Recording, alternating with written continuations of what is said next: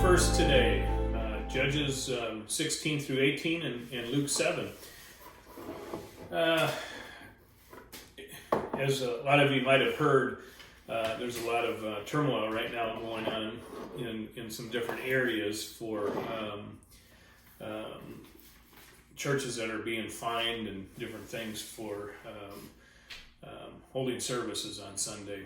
And my prayer today is that all this stuff doesn't cause division, and hopefully these church leaders and pastors and whoever they are, as they're just using some common sense and not get into some big ordeal with the government over it and the local authorities, rather than causing issues. I pray that they can be supportive and figure out how they can serve one another rather than put a wedge in between things. So our scripture today kind of reminds me a little bit about that. Not to a degree of going against government and that, but sometimes we fall away from how we should be doing things in our life and our walk, and we just got to make some better decisions, I think, as far as how we do things. And we've seen that with Samson, and also John the Baptist in our scriptures today. Samson, he knew he was called by God. He was a judge for 20 some years, and he knew what was going to happen, or how things should happen. But he kept his weakness again was the ladies, and here he falls for another one, Delilah, and she causes havoc in his life, and it wasn't necessarily just her fault. I mean, it was him allowing that to happen, falling into her traps. And anyways, again, symbolically, his hair was his strength, and he ended up getting his hair cut, and losing that strength and being held captive, and ultimately, he, through godly people, and I believe this is for most people, if they have a belief in Jesus Christ, that even when they fall away, there's things that draw them back, and to me that is Jesus.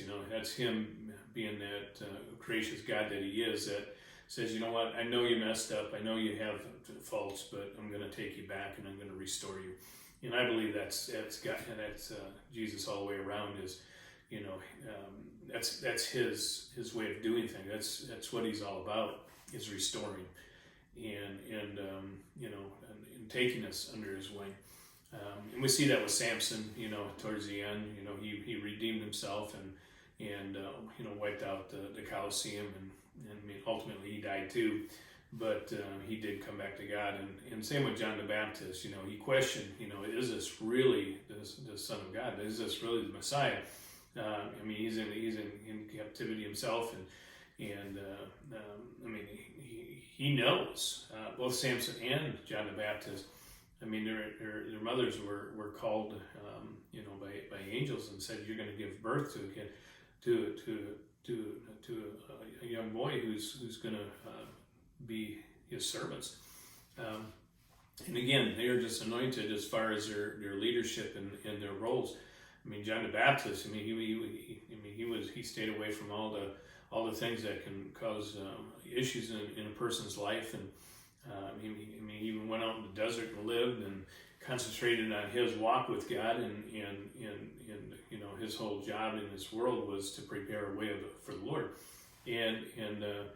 But things happened.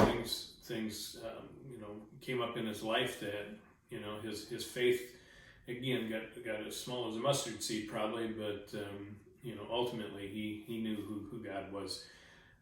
But just some real good scripture again today that opens our eyes to staying on track with our walk with God, and again being in the Word every day. Growing in the Word and also allowing it to multiply in our lives is a huge thing. So stay strong, Stay healthy and stay at peace. God bless you all. See you in the morning.